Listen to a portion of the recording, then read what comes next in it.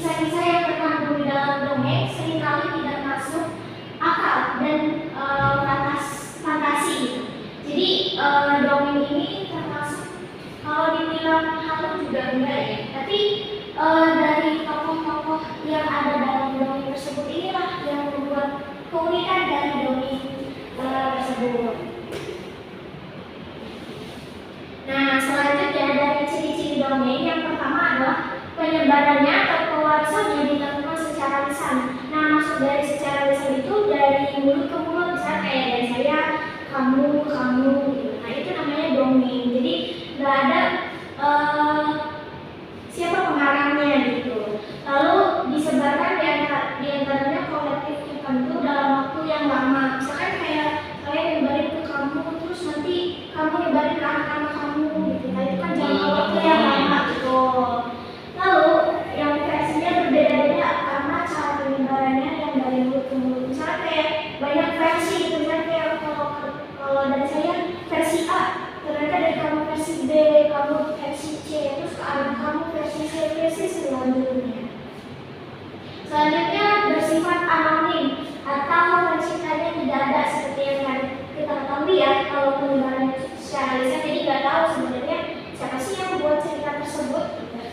Dan kalau novel, kalian suka novel? Suka. Nah, kalau novel itu kan ada pengarangnya, misalkan di bawah bukunya itu ada pengarangnya.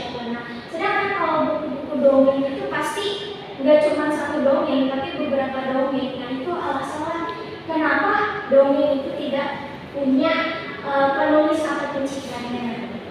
Terus biasanya mempunyai bentuk berumus atau berpola seperti kata klise, kata-kata pembuka, penutup yang membaku. Lalu mempunyai kegunaan dalam kehidupan bersama suatu kolektif sebagai alat pendidik, protes sosial, penutularan, dan proyeksi keinginan yang terpendam. Nah, di dongeng ini tuh bisa juga sebagai alat pendidik, di mana di dalam dongeng itu ada nilai-nilai moral yang biasanya itu diturun-turunkan dari orang tua ke anaknya. Misalkan dari dongeng tersebut tuh si anak harus mengambil sisi positif dari dongeng tersebut itu apa gitu. Oke, selanjutnya itu ada jenis-jenis dongeng. Nah, di dalam dongeng ini tidak cuma satu dongeng, tapi ada beberapa jenisnya. Yang pertama ada fabel. Nah, fabel ini kita bisa bedakan dari tokohnya. Kalau dongeng-dongeng biasa itu tokohnya manusia. Nah, kalau fabel ini tokohnya hewan-hewan yang punya kecerdikan, punya kekuatan, bahkan bisa punya keahlian gitu dalam suatu dongeng tersebut. Lalu ada legenda. Nah, di legenda ini biasanya menceritakan suatu tempat. Nah, asal usul dari satu tempat itu, kenapa namanya ini, kenapa disebutnya ini gitu. Lalu ada mite atau mitos. Nah, mitos ini biasanya kita harus korek dulu, apakah benar berita tersebut, apakah benar cerita tersebut gitu. Karena mitos ini bisa saja menimbulkan sisi positif dan juga sisi negatif dari ceritanya gitu. Untuk jenis dongeng selanjutnya yaitu sage. Sage itu biasanya berupa asal usul tempat juga kayak legenda, cuman bedanya ini kalau sage itu mengisahkan tentang sejarah atau tokoh-tokoh pahlawan, tapi dalam bentuk dongeng gitu. Lalu ada jenis dongeng jenaka. Nah, dongeng-dongeng ini yang biasanya isinya itu lucu-lucu gitu, kayak karakter-karakter kancil, hewan-hewan, tapi ada unsur-unsur jenakanya atau unsur cerita lucunya gitu. Kalau dongeng biasa ya seperti dongeng pada umumnya gitu. Nah, lalu di sini ada unsur-unsur dongeng. Yang pertama tema, yaitu gagasan atau ide utama dari cerita dongeng tersebut. Lalu kedua latarnya. Nah, latar ini bisa waktu dan ruang pada peristiwa tersebut. Misalnya kayak tadi contoh kita dongeng fabel. Nah, fabel kancil dan kawan-kawan itu kan latar belakangnya pasti hutan ya, karena kan fabel. Lalu ada alur, yaitu peristiwa ceritanya gitu. Apakah alurnya maju, mundur, atau bahkan sebaliknya ke masa lalu gitu. Ada tokoh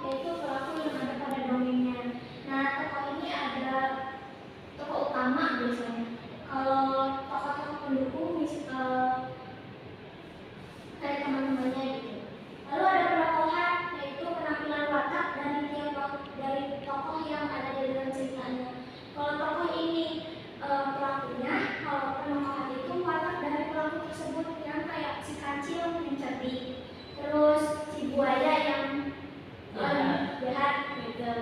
Lalu yang terakhir ada amanat. Nah ini yang paling ditunggu-tunggu dari dongeng itu adalah amanat, yaitu pesan moral yang disampaikan pada pembaca atau pendengar. Nah biasanya amanat inilah yang disampaikan oleh orang tua kepada anak-anaknya. Dari cerita tersebut amanatnya apa gitu.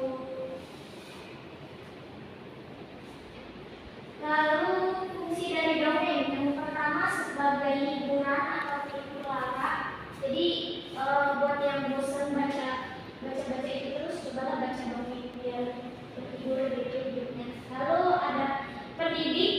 Nah kan di dongeng itu ada nilai moral. Nah inilah fungsinya. Lalu sebagai sarana mewariskan nilai-nilai.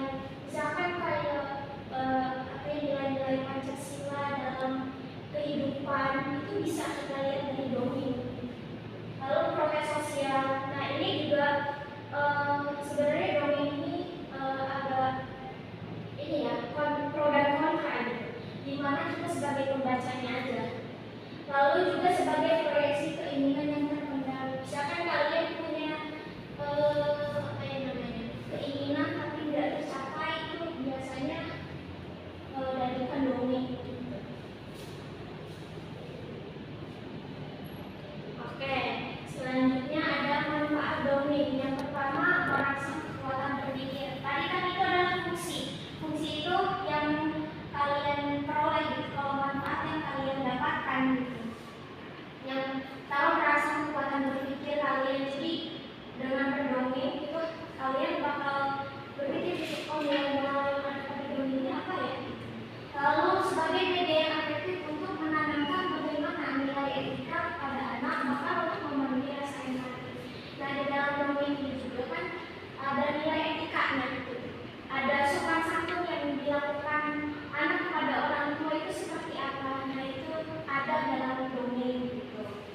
Mengasah kepekaan anak terhadap bunyi-bunyian. Misalkan di dongeng juga ada, misalkan bunyi gagak seperti apa, bunyi kancil, bunyi buaya gitu. Menumbuhkan minat baca anak. Nah, dongeng ini kan ada variasinya gitu ya. Ada gambar-gambar, warna-warna. Nah, itu yang bikin anak-anak itu yang membaca pengen lihat gitu. Menumbuhkan rasa empati. Nah, dari nilai moral tadi kita bakal tumbuh gitu rasa empati yang kita dapatkan dari membaca dongeng. Baik, mungkin untuk pemaparan materi mengenai dongeng sudah dipaparkan. Sebelumnya ada pertanyaan dulu tentang dongeng. Sudah paham ya? Oke. Sebelumnya minggu kemarin sudah Ibu tugaskan untuk mencari satu dongeng dan lalu dihias dan dipresentasikan ke depan. Apakah sudah dijalankan? Sudah, Bu. Oke. Mungkin untuk mempersingkat waktu saja ya, satu orang untuk ke depan mempresentasikan materinya. Saya, Bu. Oke, silakan. Baca, Bu. Boleh.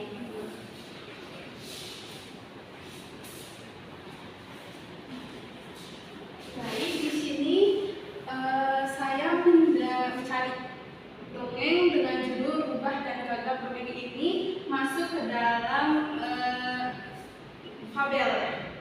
Dan desainnya juga menyesuaikan, yaitu ada tentang hewan-hewan berdasarkan judul dongeng.